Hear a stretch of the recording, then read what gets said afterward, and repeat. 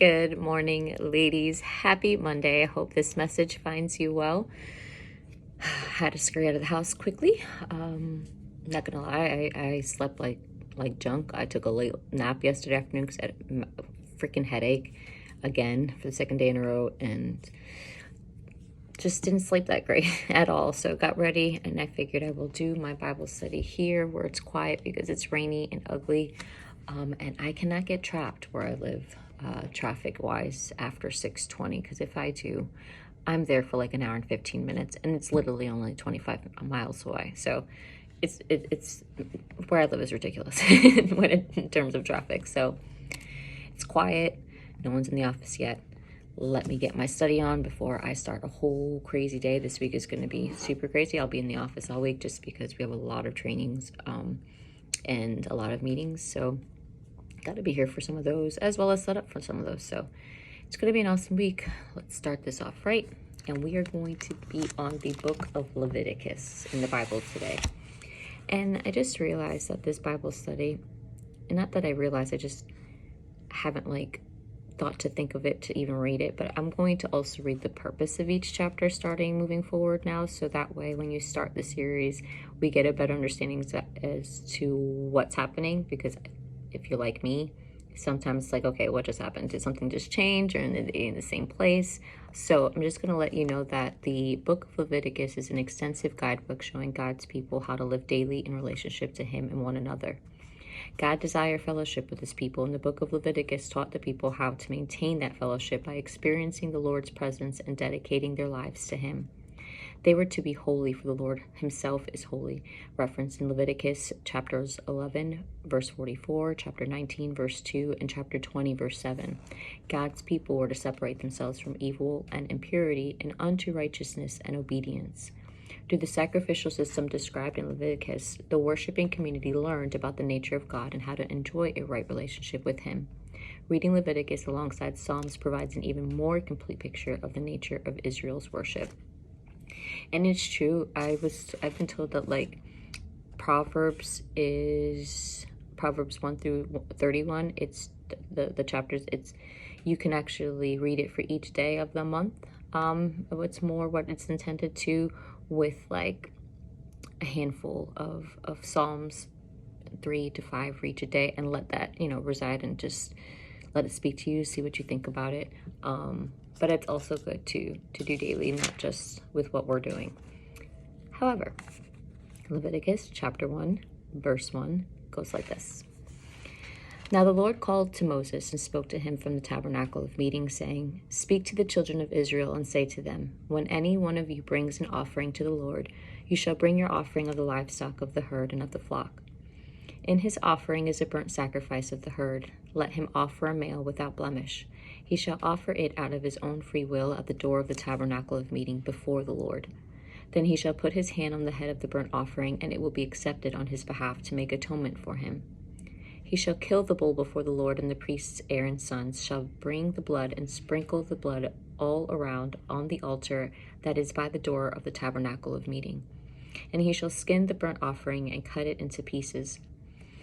Verse 7, the sons of Aaron the priest shall put fire on the altar and lay the wood in order on the fire. Then the priests, Aaron's sons, shall lay the parts, the head, and the fat in order on the wood, and that is on the fire upon the altar.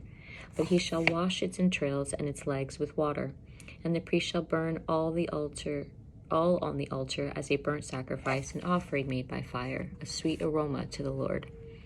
Verse 10, if his offering is of the flocks, of the sheep, or of the goats, as a burnt sacrifice, he shall bring a male without blemish. He shall kill it on the north side of the altar before the Lord, and the priests, Aaron's sons, shall sprinkle its blood all around on the altar. And he shall cut it into its pieces, with its head and its fat, and the priest shall lay them in order on the wood that is on the fire upon the altar.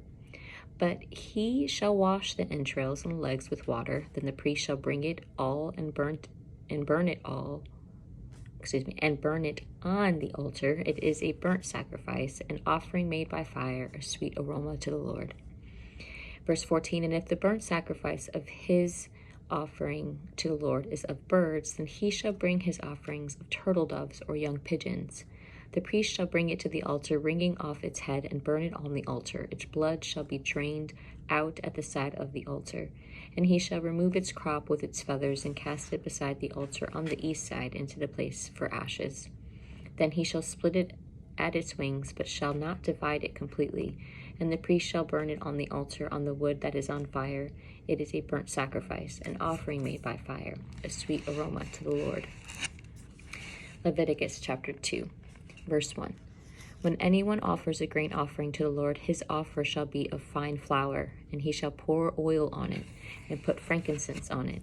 He shall bring it to Aaron's sons, the priests, of whom shall take it from it his handful of fine flour and oil with all the frankincense. And the priest shall burn it as a memorial on the altar, an offering made by fire, a sweet aroma to the Lord. Verse 3, Then the rest of the grain offering shall be Aaron's and his sons. It is most holy of the offerings to the Lord, made by fire. And if you bring an offering, a grain offering baked in the oven, it shall be unleavened cakes of fine flour mixed with oil, or unleavened wafers anointed with oil. But if your offering is a grain offering baked in a pan, it shall be of fine flour unleavened mixed with oil. You shall break it in pieces and pour oil on it. It is a grain offering. If your offering is a grain offering baked in a covered pan, it shall be made of fine flour with oil. You shall bring the grain offering that is made of these things to the Lord, and when it is presented to the priest, he shall bring it to the altar. Then the priest shall take from the grain offering a memorial portion and burn it on the altar. It is an offering made by fire, a sweet aroma to the Lord. Verse 10, And what is left of the grain offering shall be Aaron's and his sons. It is most holy of the offerings to the Lord, made by fire. No grain offering which you bring to the Lord shall be made with leaven, for you shall burn no leaven nor any honey in any offering to the Lord made by fire. As for the offering of the first fruits, you shall offer them to the Lord, but they shall not be burned on the altar for a sweet aroma. And every offering of your grain offering you shall season with salt. You shall not allow the salt of the covenant of your God to be lacking from your grain offering. With all your offerings, and you shall offer salt. Lord, forgive me. I just gotta say, even God says you have to season your food. He doesn't even want his own offerings unsalted. I know I shouldn't be joking about that. Lord, forgive me, but I mean, like, come on. I thought it was him. He even tells us what to do, like how to season food, and especially when we're presenting it to him. Amen. Back to it. Verse 14. If you offer a grain offering of your first fruits to the Lord, you shall offer the grain offering of your first fruits, green heads of grain roasted on the fire, grain beaten from full heads. And you shall put oil on it, and lay frankincense on it. It is a grain of offering. Then the priest shall burn the memorial portion, part of its beaten grain, and part of its oil, with all the frankincense as an offering made by fire to the Lord. And we are on our final chapter for today, Leviticus chapter 3, verse 1. It goes like this. When his offering is a sacrifice of peace offering, if he offers it of the herd, whether male or female, he shall offer it without blemish before the Lord.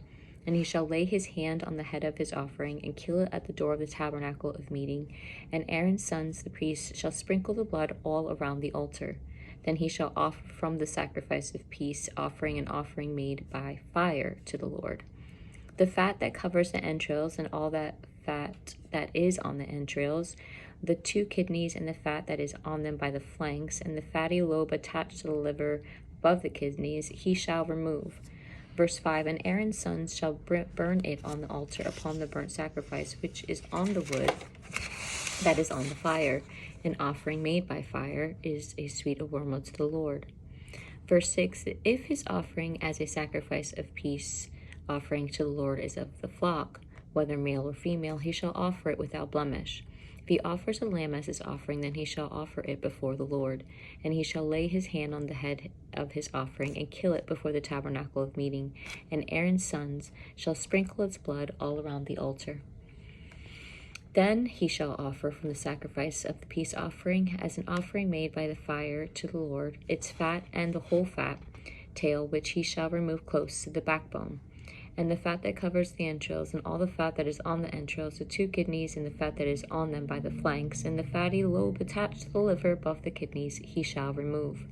Verse 11, and the priest shall burn them on the altar as food, an offering made by fire to the Lord. And if his offering is a goat, then he shall offer it before the Lord. He shall lay his hand on its head and kill it before the tabernacle of meeting. And the sons of Aaron shall sprinkle its blood all around the altar. Then he shall offer from it his offering, as an offering made by fire to the Lord. The fat that covers the entrails, and all the fat that is on the entrails, the 2 kidneys, and the fat that is on them by the flanks, and the fatty lobe attached to the liver above the kidneys he shall remove. And the priest shall burn them on the altar as food, an offering made by fire for a sweet aroma. All the fat is the Lord's. Verse 17, and this shall be a perpetual statute throughout your generations in all your dwellings. You shall eat neither fat nor blood.